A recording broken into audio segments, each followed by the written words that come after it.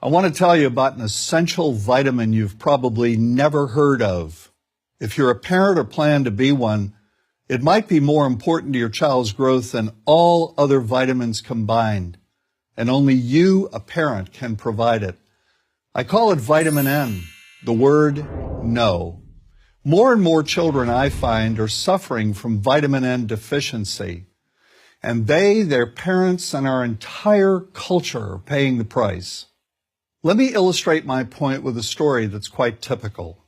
A father, I'll call him Bill, gave his son, age 5, pretty much everything the little boy asked for. Like most parents, Bill wanted more than anything for his son to be happy, but he wasn't. Instead, he was petulant, moody, and often sullen. He was also having problems getting along with other children. In addition, he was very demanding and rarely, if ever, expressed any appreciation, let alone gratitude, for all the things Bill and his wife were giving him. Was his son depressed, Bill wanted to know? Did he need therapy? His son, I told him, was suffering the predictable ill effects of being overindulged. What he needed was a healthy and steady dose of vitamin N. Overindulgence, a deficiency of vitamin N, leads to its own form of addiction. When the point of diminishing returns is passed, and it's passed fairly early on, the receiving of things begins to generate nothing but want for more things. One terrible effect of this is that our children are becoming accustomed to a material standard that's out of kilter with what they can ever hope to achieve as adults. Consider also that many, if not most, children attain this level of affluence not by working, sacrificing, or doing their best, but by whining, demanding, and manipulating. So in the process of inflating their material expectations, we also teach children that something can be had for next to nothing.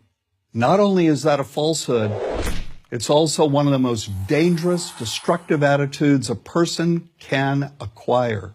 This may go a long way toward explaining why the mental health of children in the 1950s, when kids got a lot less, was significantly better than the mental health of today's kids. Since the 50s, and especially in the last few decades, as indulgence has become the parenting norm, the rates of child and teen depression have skyrocketed. Children who grow up believing in the something for nothing fairy tale are likely to become emotionally stunted, self-centered adults. Then, when they themselves become parents, they're likely to overdose their children with material things. The piles of toys, plushies, and gadgets one finds scattered around most households.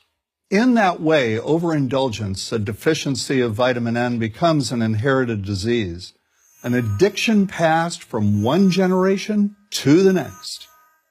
This also explains why children who get too much of what they want rarely take proper care of anything they have. Why should they? After all, experience tells them that more is always on the way. Children deserve better. They deserve to have parents attend to their needs for protection, affection, and direction. Beyond that, they deserve to hear their parents say no far more often than yes when it comes to their whimsical desires. They deserve to learn the value of constructive creative effort as opposed to the value of effort expended whining, lying on the floor, kicking and screaming, or playing one parent against the other. They deserve to learn that work is the only truly fulfilling way of getting anything of value in life, and that the harder they work, the more ultimately fulfilling the outcome. In the process of trying to protect children from frustration, parents have turned reality upside down.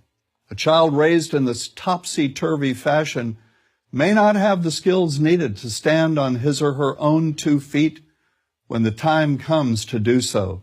Here's a simple rule. Turn your children's world right side up by giving them all of what they truly need, but no more than 25% of what they simply want. I call this the principle of benign deprivation. When all is said and done, the most character-building 2-letter word in the English language is no. Vitamin N. Dispense it frequently. You'll be happier in the long run, and so will your child. I'm John Rosemond, author and family psychologist for Prager University.